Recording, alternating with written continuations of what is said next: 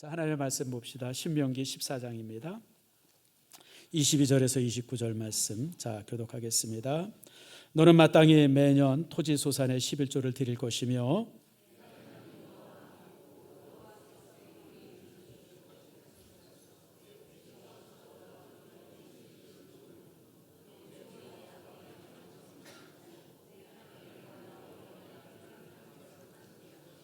그러나 내 하나님 여호와께서 자기 이름을 두시려고 택하신 곳이 내게서 너무 멀고 행로가 어려워서 내 하나님 여호와께서 그 풍부히 주신 것을 가지고 갈 수 없거든.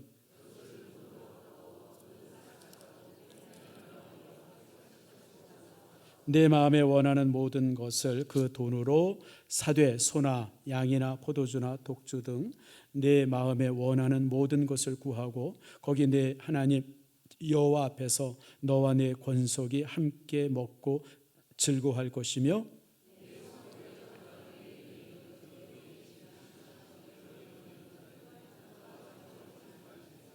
매 3년 끝에 그해 소산의 10분의 1을 다 내어 내 성읍에 저축하여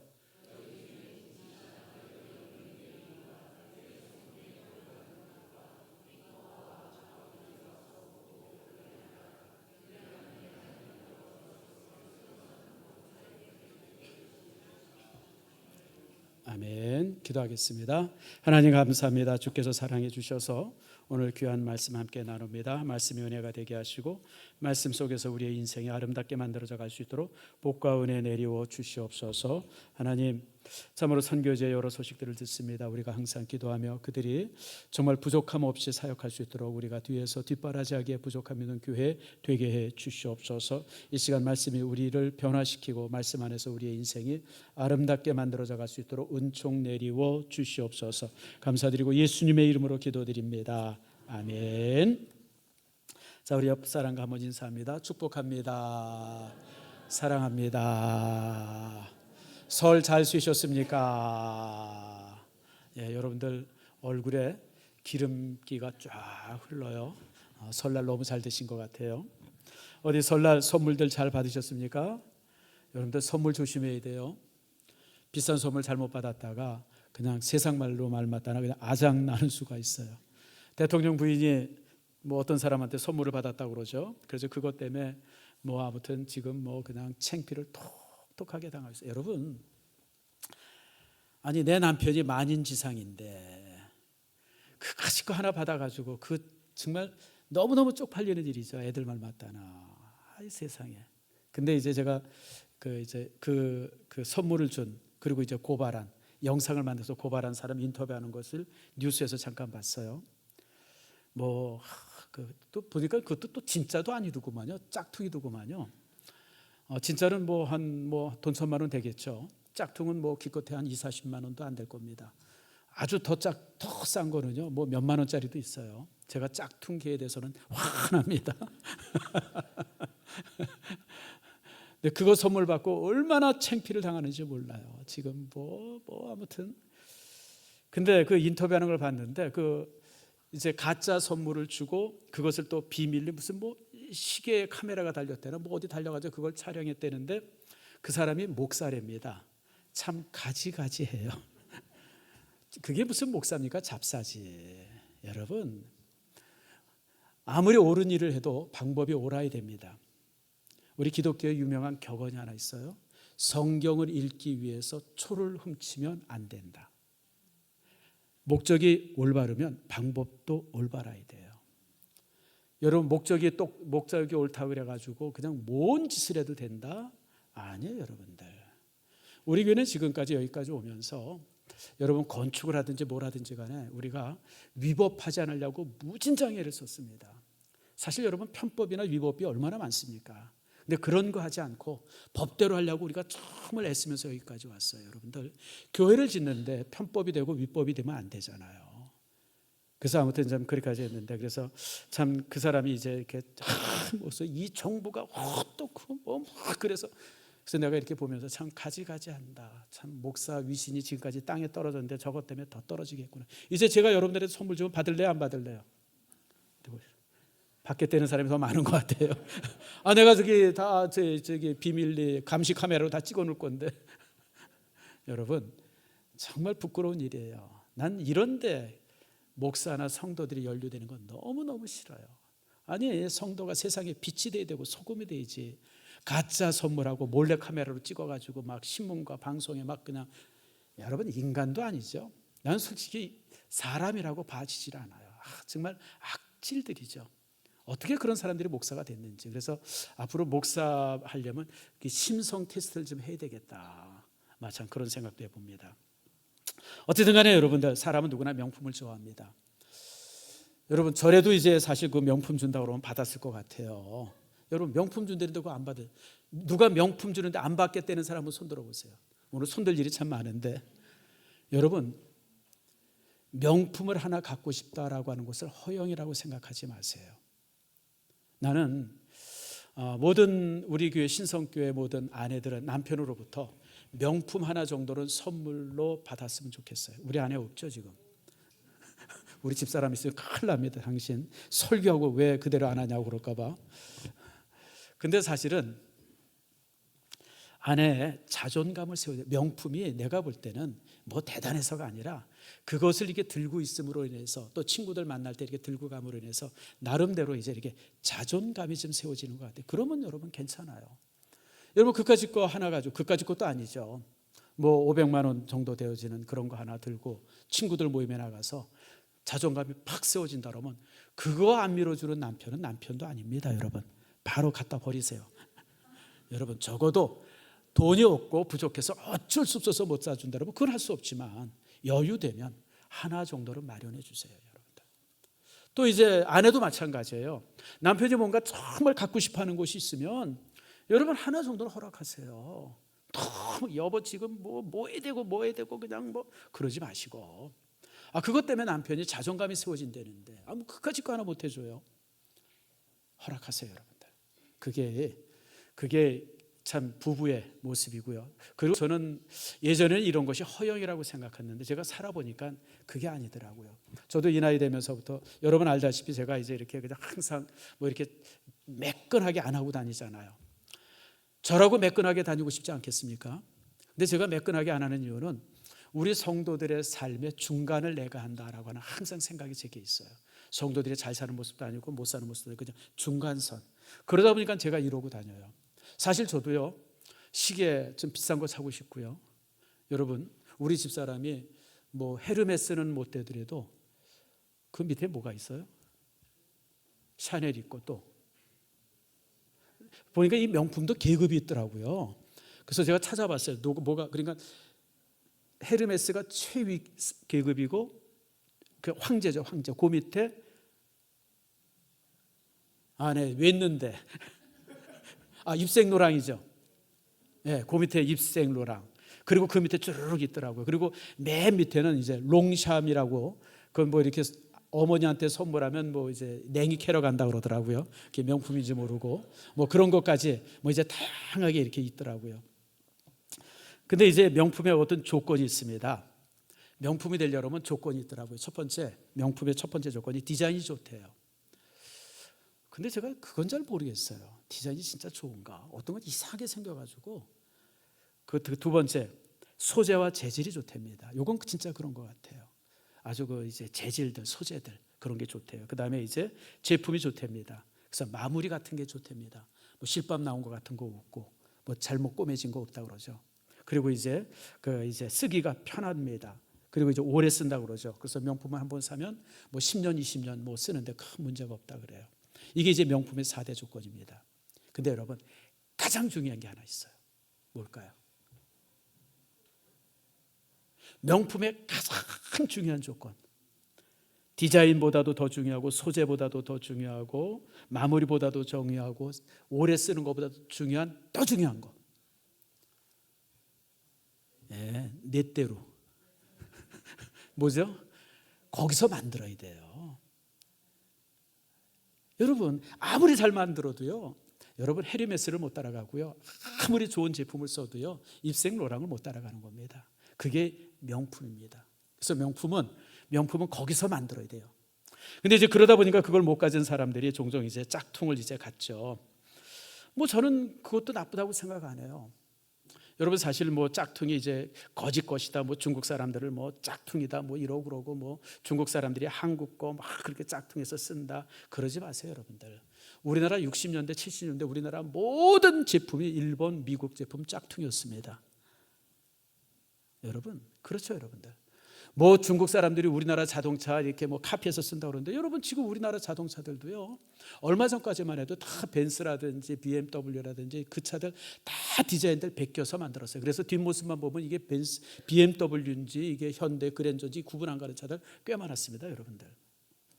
흉볼 것도 없고요. 저는 그래서 뭐 이제 진품을 갖지 못한 사람들이 짝퉁을 가지려고 그러고 그러는데 그것도 여러분들 그냥 허세라고 조롱하지 마세요.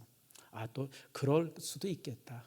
그래, 뭐 이제 또 그럴 수도 있지. 그래서 누가 이제 이렇게 좋은 이제 이렇게 핸드백 가져왔으면 저게 진짜인가 가짜인가, 여러분 치사하게 그러지 마세요. 그냥 다 진짜라고 생각하고 좋게 보세요. 아, 좋은 백 들었네, 이쁜 백 들었네, 그러고 보지. 그냥 뭐 비 올 때 무슨 뭐 진짜는 품에 안고 가고 가짜는 머리에 쓰고 가고 뭐 글로 판단돼. 제발 그런 얘기 좀 하지 마시고. 여러분 뭐 진짜면 어때요, 가짜면 어때요? 본인 취향인데. 아, 그리고 여러분들 뭐 그렇게 비싼 걸 들고 다니려고 그래요? 그래서 저는 항상 그런 생각해요. 가짜 들고 다니는 사람은 진짜는 집에 모셔두고 가짜는 그냥 들고 다닌다. 해질까 봐. 뭐 그런 얘기들. 그러니까 여러분 비싼 시계들 있잖아요. 여러분 필립 파텍 같으면 시계 하나가 6억 7억도 한대요. 그거 사가지고 어떻게 사고 다녀요? 그런 시계는 사서 집에 두고 똑같이 생긴 가짜 사가지고 뭐 들고 다닌다, 뭐 그렇게 보세요, 여러분들. 아무튼 뭐 이제 명품에 관한 얘기들이 참 이렇게 하려고 그러면 끝이 없어요. 자, 그런데 여러분 생각해 보셨어요? 나는 명품 그리스도인일까 아니면 짝퉁 그리스도인일까? 한번 생각해 보셨어요? 여러분 명품은 진짜예요. 짝퉁은요, 모양만 비슷한 거예요. 안에 들여다보면, 열어보면 재질도 그렇고 모든 것들이 가짜죠. 근데 여러분 보통 이렇게 있으면 똑같아 보여요. 똑같아서 구분이 잘 안 가요. 어떤 것은 너무 정교하게 짝퉁을 만들어가지고 뭐 회사에서도 잘 모른다 그래요. 예전에 한번 제 후배가 외국 나가가지고 짝퉁을 하나 사다 이제 여동생에게 줬대요. 여동생이 그 짝퉁을 받고 말할 수 없이 좋아하더라고. 나한테 얘기를 하다. 아이고 목사님, 내가 그 동생한테 그걸 줬더니 그냥 이 동생이 그냥 감격해가지고 그냥 막. 근데 한 1년 있다가 수리를 맡겼대. 갔다가 챙피를 톡톡하게 당하고 왔다 그러더라고요.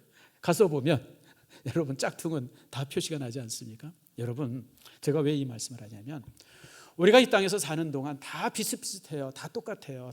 우리 교회 안에서도 진짜 성도와 짝퉁 성도가 구분이 잘 안 갑니다. 구분을 못해요. 언제 구분이 가요? 하나님 앞에 설 때 구분이 결정이 되는 겁니다. 여러분 이 마태복음 25장 31절에서 46절에 보면 양과 염소를 구분하는 그 장소가 있습니다.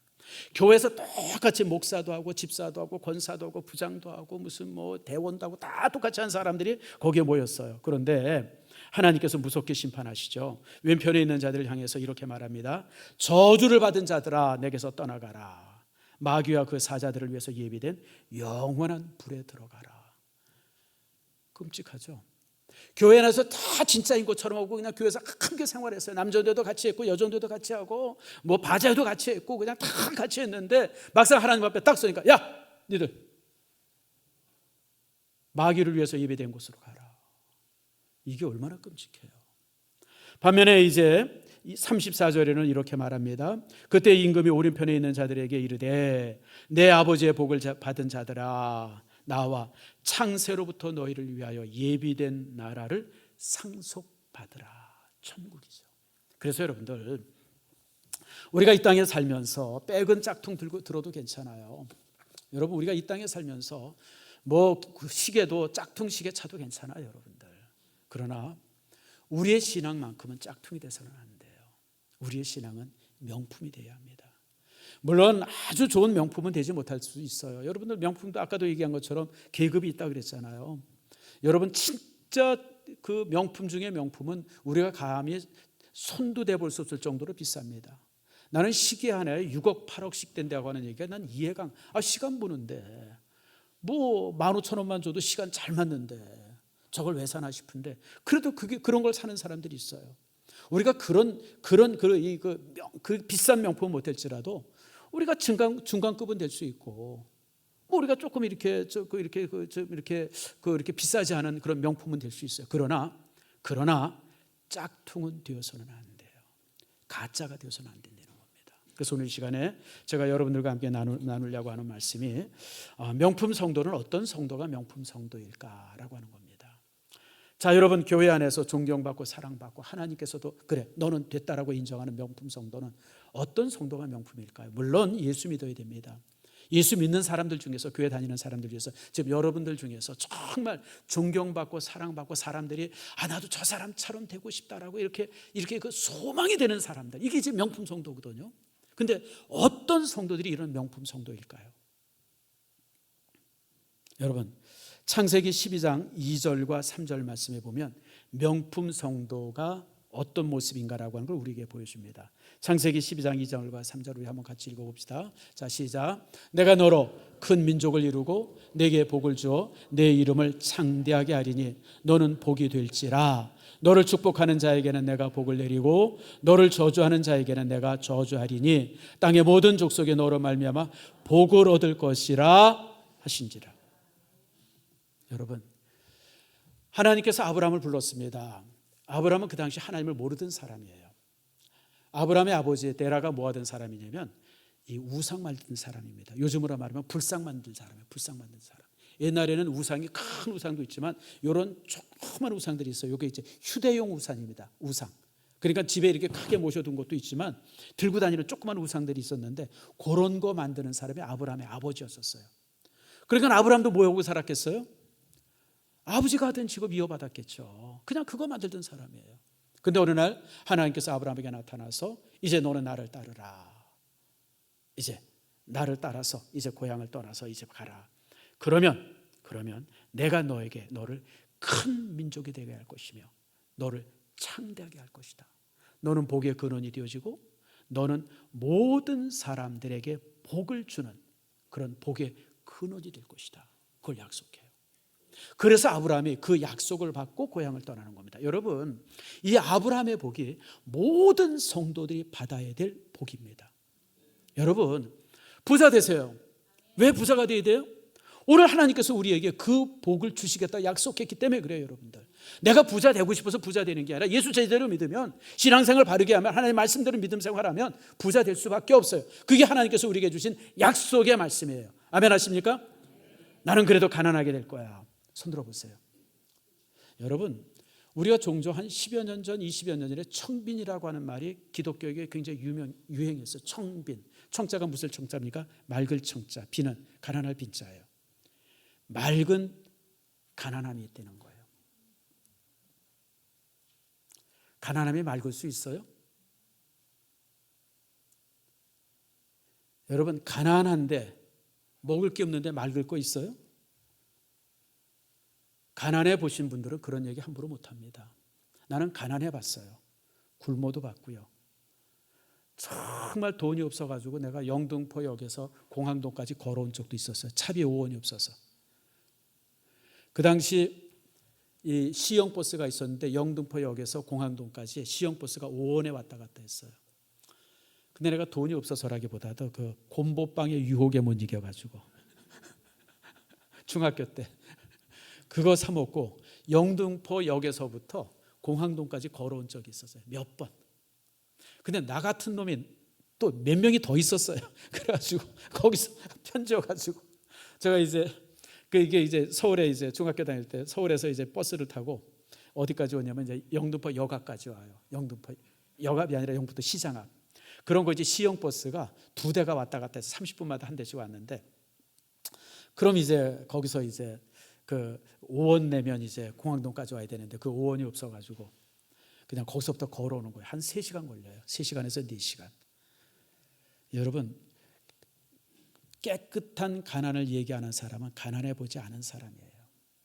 배고파 보지 않은 사람이에요. 여러분, 가난은 추한 겁니다. 가난은 고통이고요, 아픔입니다.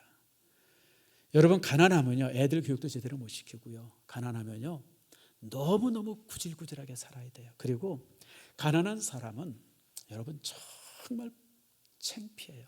어디 가서 제가요 여러분들 대학교 다니는 4년 동안 다방에 딱 한 번 들어가 봤어요.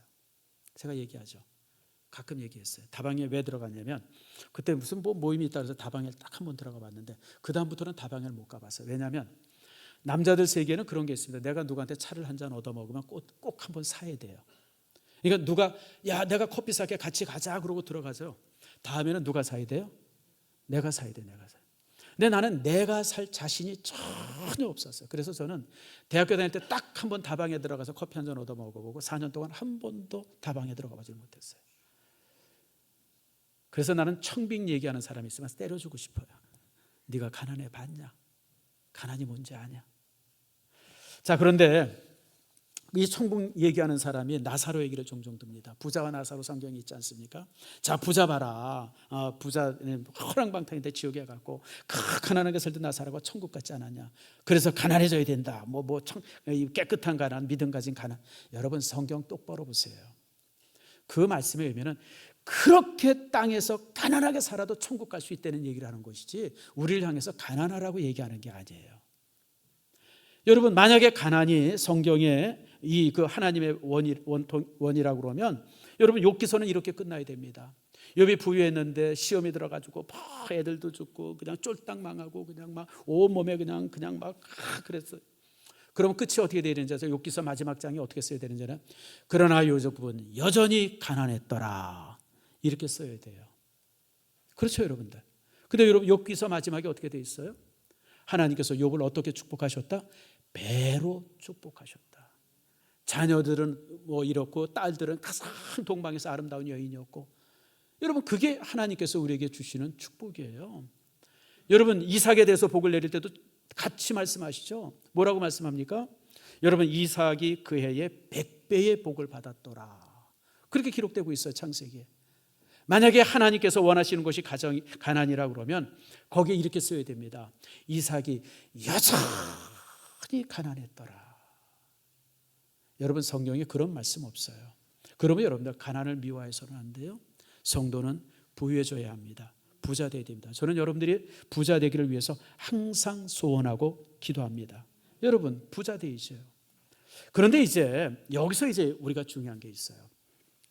우리가 부유해져야 되는데 어떻게 부유해질 것이냐라고 하는 거예요. 세상 사람들은 불신자들은 수단과 방법을 가리지 않고 부유해집니다. 불신자들 보세요. 얼마나 무서워요. 돈 앞에. 형제도 없죠. 제가 며칠 전에 TV 뉴스 보니까 그게 나오더라고요. 박수홍입니까? 연예인. 형이 동생 걸 긁어먹는데 그냥 동생을 완전히 노예처럼 부려먹었다고 그냥 모든 돈들 다 자기들이 허락망상 쓰고 동생이 결혼한다 그러니까 그 결혼을 못하게 막았어요. 왜요? 결혼하면 이제 재정권이 이제 그 아내한테 갈 것 같으니까. 그러니까 동생이 참다 못해가지고 고발했고 동생이 뭐라고 고발했냐면 우리 형을 최고형을 주라고. 그냥 감옥에 그냥 평생 감옥에. 얼마나 원통했으면 그랬겠어요. 여러분 돈이 이렇게 무서워요. 돈 앞에 형제가 없어요. 여러분 부자지간도 없고요. 돈 앞에 형제가 어디 있어요 여러분들. 이게 돈인데 이게 세상 사람들의 돈의 모습이에요. 그러나 여러분들 그런 사람은 시편 1편 4절에 있는 말씀처럼 한번 따랐다. 악인은 그렇지 않으며 오직 바람에 나는 겨와 같도다. 그렇게 형제 상처 주고 그냥 가족들 것까지 그냥 뺏어오고 친구들 거 그냥 사기를 쳐가지고 가져오고 이렇게 해서 쌓아두는 그 세상의 부는요 바람에 나는 겨와 같습니다. 하루아침에 사라집니다. 바람에 나는 겨와 같다. 그러나 우리 믿음의 사람들은요 믿음의 사람들의 부는 자신의 재능에서 오는 것이 아니라 하나님이 주시는 거예요. 우리가 하나님이 주신다고 해서 아무것도 안 하고 가만히 앉아 하나님 복 주세요 이건 아니에요 여러분들. 우리 믿음의 사람들이 열심히 살아야 돼요. 주어진 직업에 열심을 가져야 되고 어떤 사업에 최선을 다해야 돼요. 그런데 열심히 살아야 되는데 중요한 것은 내 능력, 내 열심으로 복을 받는 것이 아니라 하나님께서 복을 주시는 거예요. 내가 열심히 일했더니 하나님께서 더 많은 수입 주시고 하나님께서 열심히 일했더니 형통하게 하시고 열심히 수고했더니 하나님께서 이렇게 좀 이렇게 얽히고 설킨 문제들 잘 풀어주시고 이런 게 이제 성도가 받는 복의 근원. 그래서 여러분들, 세상 사람들의 복은 자신의 땀을 통해서 복을 얻지만 믿음의 사람의 복은 하나님이 주시는 축복을 통해서, 형통함을 통해서 복을 받는 거예요. 그게 달라요. 여러분, 시편 1편에 뭐라 그래요? 우리 믿음의 사람들 1편 3절에 보니까 어디에 심은 나무처럼? 시냇가에 심은 나무처럼. 시냇가에 심은 나무처럼. 그렇게 실과를 맺고 열매를 맺는 것, 그것이 바로 이제 우리 성도의 삶이다라고 하는 겁니다. 그래서 오늘 성경은 그러면 어떤 사람들이 하나님께서 주시는 이런 세 가지 복들을 받을 수 있을까? 여러분, 이런 복 받기를 원해요. 저도 복 받기를 원해요. 저도요, 가난한 목사 싫어요. 제가 옛날에 가난해 봤기 때문에 저는 정말 가난 싫어요. 겁은 안 나요. 가난이 겁이 나진 않아요. 그런데 그때 가난에 대한 그런 아픔들이 컸기 때문에 저는 가난한 사람 보면 참 그런 절실함이 여기 보여, 그냥 느껴져요. 여러분, 그걸 경험해 보지 않은 사람은 몰라요. 그래서 우리 교회에 노숙자들이 온다든지 또 이렇게 선교사들이 오고 그러면 그냥 그들이 한두 마디만 하면 그냥 이렇게 내 마음이 같이 녹아요. 같이 녹아. 왜 그러냐면 내가 그런 삶이 있어 봤기 때문에 그런 거예요. 그래서 그러면 오늘 이제 이런 축복들, 이런 복이 어떻게 우리에게 임할 것인가? 성경은 세 가지를 말합니다. 오늘 잘 기억하세요. 자, 성경에서 말씀하고 있는 세 가지 복이 뭐냐면 신명기 28장입니다. 자, 한번 말씀 봅시다. 한번 따라하세요. 내가 내 하나님 여호와의 말씀을 청종하면, 청종이라고 하는 것은 잘 듣는다는 게 아니에요. 듣고 순종한다는 거예요. 그게 청종이에요. 말씀을 잘 들어요. 들을 뿐 아니라 그 말씀대로 살려고 참 애써요. 그러면 이 모든 복이 내게 임하며 내게 이르리니 성읍에서도 복을 받고 들에서도 복을 받을 것이요. 다시 말하면 어디서나 사업을 하든지 직장을 하든지 뭘 하든지 복을 받게 되는 거예요. 내 몸의 자녀와 자녀들, 여러분 자녀가 복되어야 돼요. 내가 아무리 복되면 뭐예요? 내 자녀들이 정말 쓰레기 같다 그러면 그것만큼 참 이렇게 불편한 게 어디 있어요? 내 토지의 소산과 내 짐승의 새끼와 소와 양의 새끼가 복을 받을 것이며 내 강주리와 떡밥 그릇이 복을 받을 것이며 내가 들어와도 복을 받고 나가도 복을 받을 것이니라. 여러분, 순종할 때 하나님께서 복을 주세요. 하나님께서는 순종하는 모습이 되어질 때 우리에게 복을 주신다라고 하는 겁니다. 자, 여러분, 하나님께서 우리에게 복을 주시는데 여러분, 복은 항상 우리에게 임합니다. 이 일반 은총을 통해서도 오고 특별 은총을 통해서도 우리의 삶 속에는 항상 복이 임해요. 근데 문제는 뭐냐면 그릇이 깨졌어요. 그릇이 깨졌어. 그릇이 깨지면요, 아무리 복을 담으려 그래도 복이 담겨지질 않아요. 여러분, 깨진 그릇에, 새는 그릇에 아무리 물을 부어보세요. 그게 담겨지나?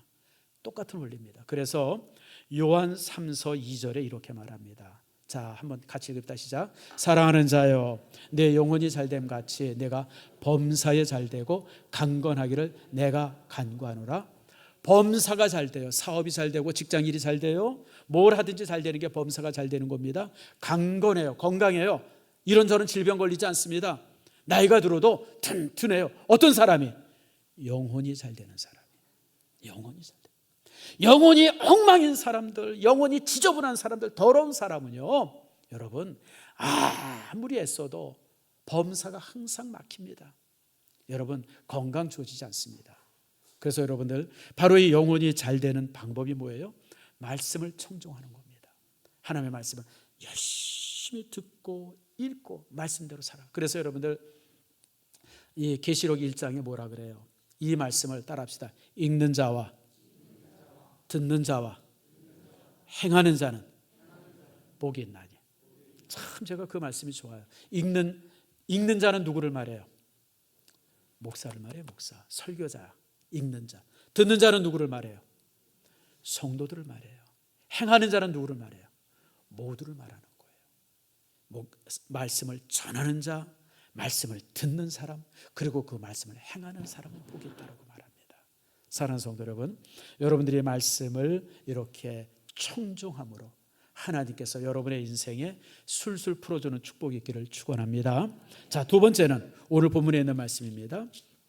22절 말씀이에요. 자, 같이 한번 읽읍시다. 시작. 너는 같이 시작. 너는 마땅히 매년 토지소산의 11조를 드릴 것이며, 그 다음에 네 하나님 여호와 앞 곧 여호와께서 그의 이름을 두시려고 택하신 곳에서 네 곡식과 포도주와 기름의 11조를 먹으며 또 내 소와 양의 처음 난 것을 먹고 내 하나님 여호와 경외하기를 항상 배울 것이니라. 하나님께서는요 11조를 향할 때 우리에게 복을 주십니다. 여러분 11조는 돈이 아니에요. 여러분들이 11조를 낼 때 돈으로 내지만 11조는 돈이 아닙니다. 따라합시다. 11조는 고백이다. 11조는 고백이에요. 무슨 고백이에요? 내 삶의 주인이 누구다? 하나님이시다. 그 고백이 11조입니다. 여러분 11조 하기가 굉장히 어려워요. 쉽지 않습니다. 저도 청년 때 이제 11조를 처음 했는데 우선 11조 할 돈도 없었고, 그리고 이제 조금 뭔가 돈이 생겨서 11조를 하려고 그러면 요거 가지면 짜장면 사 먹을 수 있는데, 요거 가지면 탕수육도 먹을 수 있는데, 이게 얼마나 망설여지는지 몰라요. 솔직하게 제가 얘기할게요. 저도 그랬는데 여러분은 얼마나 그러겠어요, 여러분들. 그런데 그 11조를 딱 시작하면 그때부터 편해져요. 왜냐하면 11조는 내가 가진 모든 것의 주인이 하나님이십니다. 내 인생의 주인도 하나님이십니다.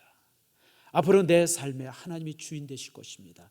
이 고백이 가능하고 그 고백이 입으로 되어지는 것이 아니라 삶으로 되어지는 것이 11조예요, 여러분들. 그래서 여러분 11조는요 굉장히 중요한 겁니다. 그 사람이 정말 진심으로 하나님 앞에 성도냐 아니냐라고 하는 것이 구분되어지는 것이 11조에서 구분되어집니다. 그래서 여러분들 11조라고 하는 것은 이렇게 이 고백이다라고 하는 걸 여러분 기억하세요. 그래서 말라기 선지자는 이렇게 말합니다. 3장 10절 말씀입니다. 자, 우리 한번 같이 읽겠습니다. 시작. 만군의 여호와가 이르노라. 너희의 온전한 11조를 창고에 들여 나의 집에 양식이 있게 하고 그것으로 나를 시험하여 내가 하늘 문을 열고 너희에게 복을 쌓을 곳이 없도록 붙지 아니하나 보라. 만군의 여호와가 이르노라. 내가 너희를 위하여 황충을 금하여 너희 토지 소산을 멸하지 않게 하며 너희 밭에 포도나무에 과실로 기한전에 떨어지지 않게 하리니 너희 땅이 아름다워짐으로 열방이 너희를 복되다 하리라. 만군의 여호와의 말이니라. 여러분, 하나님께서 말씀하십니다. 내가 하늘 문을 열고 너희에게 복을 쌓을 곳이 없도록 붙지 아니하나 보라. 이게 11조예요. 11조를 하면 하나님께서 부을 수 없도록 채워주세요. 뿐만 아니라 11조한 성도들에게는 그 다음에 뭐라고 그럽니까? 황충을 금한다. 황충이 뭐예요? 벌레입니다. 메뚜기 같은 벌레예요. 여러분 그 가끔 이렇게 TV 같은 데 보게 되어지면 아프리카에 그냥 메뚜기 떼가 임해가지고 그냥 싸그리 모든 초목들을 먹어치우는 거 있죠. 그게 황충이에요. 그런 황충을 막아주시겠다. 토지 소산을 멸하지 않게 하겠다. 포도나무의 과실을 기한전에 떨어지지 않게 하겠다. 땅이 아름다워지겠다. 이게 무슨 얘기예요? 사업을 하든지 직장생활을 하든지 모든 것이 잘 풀어지게 되는 거예요. 그래서 여러분들 이 시간에 제가 심각하게 여러분에게 질문합니다. 여러분들이 열심히 노력하는데 안 돼요. 아무리 애써도 안 돼요. 될 것 같은데 될 것 같은데 안 돼요. 여러분 지혜가 모자란 것 아닙니다. 하나님이 돕지 않으셔서 그래요. 그래서 여러분들 해도 안 되고 정말 열심히 하는데도 안 되면 어디에서 문제를 찾냐면 내가 11조를 제대로 하고 있나 그걸 확인해 보세요. 내가 온전하게 하나님 앞에 11조 하고 있나 확인해 보세요. 거기에 답이 있습니다. 거기에 답이 있어요. 여러분 우리가 하나님의 것을 도둑질하고 하나님 앞에 복 받겠다고 그러면 그게 되겠어요, 여러분들? 여러분 하나님의 복의 근원이신데 그분의 것을 도둑질하고 내가 하나님으로부터 복 받겠다고 그러면 그건 말이 안 되죠. 오늘 아들이 왔어요. 아들놈이 와가지고 내 거 막 훔쳐가더니 그 다음에 딱 오더니 아버지 조금 더 주세요. 주겠어요 안 주겠어요? 대가리를 그냥 여러분 그러지 않겠어요? 이런 도둑놈의 새끼가 와가지고 그러지 않겠어요 여러분들? 당연한 거예요 여러분들. 아버지의 것을 아버지께로 온전히 돌린 다음에 아버지로부터 복을 원해야 돼요. 그래야 하나님께서 우리의 삶을 풀어주십니다. 그러면 여러분들 하나님 앞에 우리가 온전한 11조를 통해서 하나님께서 여러분 하세요. 어떤 성도가 11조를 이제 벌써 한 20여 년 된 일인데 그런 한 성도가 그런 얘기를 하더라고요. 아이고 목사님, 한 20만 원, 30만 원 11조 하기는 참 쉬운데 갑자기 11조가 한 100만 원 넘어가니까 이게 되게 어렵더라고요. 나보고 그러더라고요. 그래서 제가 아이고 집사님 맞아요. 그렇죠. 내가 기도해 드릴게. 오늘부터 20만 원 11조 하게 해달라고. 내가 그렇게 기도해 줄게. 여러분 11조를 많이 할 수 있다고 하는 것이 복 중에 복이에요. 저는 솔직히 목사로서 이게 참 힘든 일이지만 하나님 앞에 지금까지 기도했던 게 하나님 제가 11조 100만 원 할 수 있는 목사 되게 해주세요라고 기도해요. 죽어도 안 될 것 같아요. 앞으로 한 10년 더 목회하면 모르겠는데. 그리고 또 제가 뭐라고 기도하냐면 하나님 제가 죽을 때까지 11조 할 수 있게 해주세요라고 기도해요.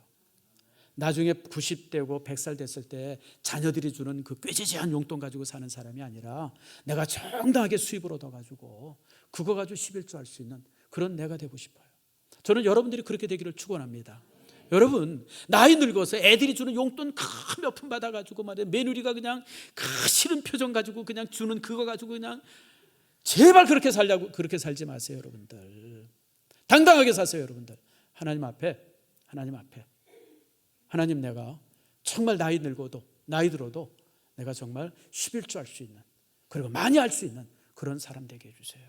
지금부터 기도하세요. 여러분들 그리고 그렇게 사세요. 여러분들 그러므로 여러분들의 삶이 참 그런 모습으로서 정말 넉넉하게 11조 할 수 있으며 그리고 정말 나이가 90되고 100이 되더라도 정말 하나님 앞에 당당하게 11조 할 수 있는 여러분들 우리 주보의 11조 명단 속에 여러분의 이름이 항상 앞에 이렇게 있을 수 있는 그런 인생 되어지기를 축복합니다.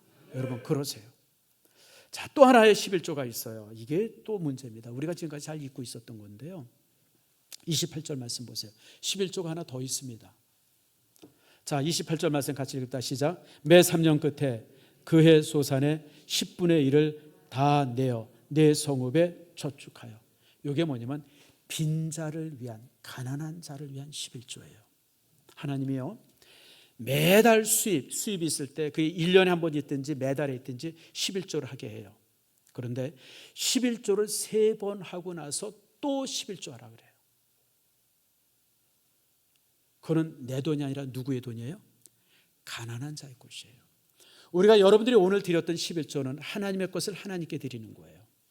그런데 여러분들 우리가 3달에 한 번씩 11조를 하게 되어지는데 그 3달에 한 번씩 하는 11조는 가난한 자의 것을 가난한 자에게 돌리는 겁니다. 자, 여러분 한번 물어봅시다. 돈 받고 살고 싶어요? 나눠주면서 살고 싶어요? 진짜 그래요? 그럼 여러분들 나눠주면 인색하지 마세요. 나눠주면. 저는 우리 교회 제가 항상 간증하지만 우리 교회가 이만큼 되어지는데 하나님께서 왜 우리를 이렇게 복 주셨을까? 우리 교회는요 개척한 저 지하에서 3년 지나고 나서 선교사를 파송했어요. 그때 선교사를 파송했을 때 그때 이제 GMS에서 이사장이 와서 파송 예배를 드리면서 설교를 그렇게 하더라고요. 자기는 지금까지 선교사 파송 예배 억수로 많이 드렸는데 이렇게 지하 교회가 선교사 파송하는 건 처음 봤대요. 우리는요 여러분 개척해서 3년 후에 3년 지난 다음에 선교사 우리가 직접 파송해서 그때부터 선교 언급해서 지금까지 하고 있어요. 김철구 선교사 27년째 하고 있습니다. 우리 많이 합니다. 그쪽에 뭐 이런 거 저런 거 우리 장로님들도 따로 돈 모아가지고 따로 보내기도 하고 우리 정말 많이 합니다. 그러니까 하나님께서 우리 교회를 여기까지 이렇게 부유하게 해주신 거예요. 여러분 우리 교회가 여러 가지 복을 많이 받았죠. 뭐 장항동 문제 이런저런 거 보면 하나님께서 정말 물질의 복을 많이 주셨는데 이게 여러분 저절로 되어진 줄 아세요? 우리가 받을만 했기 때문에 주님이 주신 거예요. 받을만 했기 때문에. 아멘 하십니까? 그래요 여러분. 저도 사실은 그래요. 저도 사실 우리 교회가 배경이 되기 때문에 저는 정말 노회원들한테 우리 시차리원들한테 많이 베풉니다. 여러분이 아시는 것처럼 우리 코로나 기간 동안에 우리 노회나 시차례 목사님들 가난한 목사님들 어려운 목사님 불러서 100만 원씩 이렇게 드렸고 그리고 또 우리 교회에서 시차례 한다 뭐 한다 그러면 제가 항상 싸서 뭔가 싸놓고 줘요. 그러니까 우리 교회 시차례 한다 모여라 그러면 시차례원들이 너무너무 좋아해요. 목사님이 뭐 주시려나. 근데 여러분, 저는 누구한테 뭘 받기보다는 주는 게 훨씬 좋아요.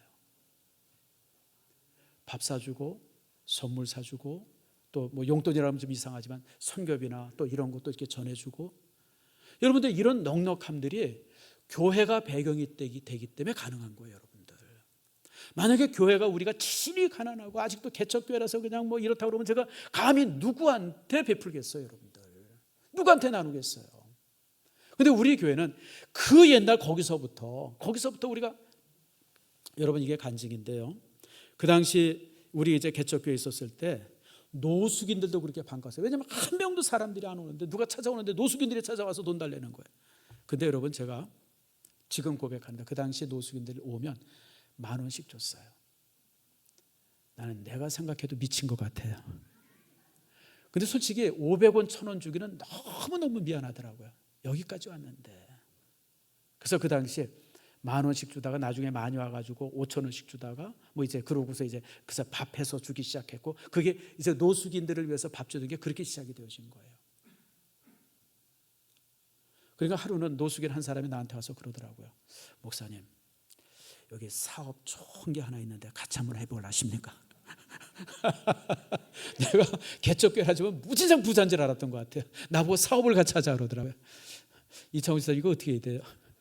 그래서 그냥 웃고 말았어요. 근데 여러분, 그렇게 했더니 하나님께서 우리 교회를 여기까지 만들어 주신 거예요. 여러분, 교회가 이렇게 커지고 교회가 넉넉해지고 부유해진 것이요, 여러분 우연이 아니에요. 여러분들, 우리가 그만큼 베풀었기 때문에 그래요. 그만큼. 지금도 마찬가지입니다. 저는 그래서 우리 노회 안에서, 우리 여기 장로님들 계시지만 우리 장로님들이 노회 가서 보시면 알 거예요. 제가 우리 노회의 제일 어른입니다. 이렇게 어른 된 지 10년이 넘습니다. 한 15년 됩니다. 근데 여러분, 이 어른이 왜 됐는지 아세요? 따라합시다. 밥 사서 된 거예요. 여러분들, 저는 언제나 노회원들한테 밥 얻어 먹어본 적이 없어요. 제가 항상 제가 사요. 사실 제가 사는 게 아니고 우리 교회가 사는 거죠. 근데 여러분, 그거 제가 인색해 본 일이 없어요. 밥 살 일 있고 뭔가 선물할 일 있고 그럼 항상 제가 먼저 나서서 내가 먼저예요. 그러니까 온 노회원들이 저를 사랑하고 존중하고, 그래서 노회의 제일 큰 어른이 된 거예요. 여러분, 어른 되고 싶어요? 어른 되고 싶은 사람 손 들어보세요. 따라합시다. 밥 사야 된다. 밥 사야 어른이에요. 남자나 여자나 마찬가지입니다.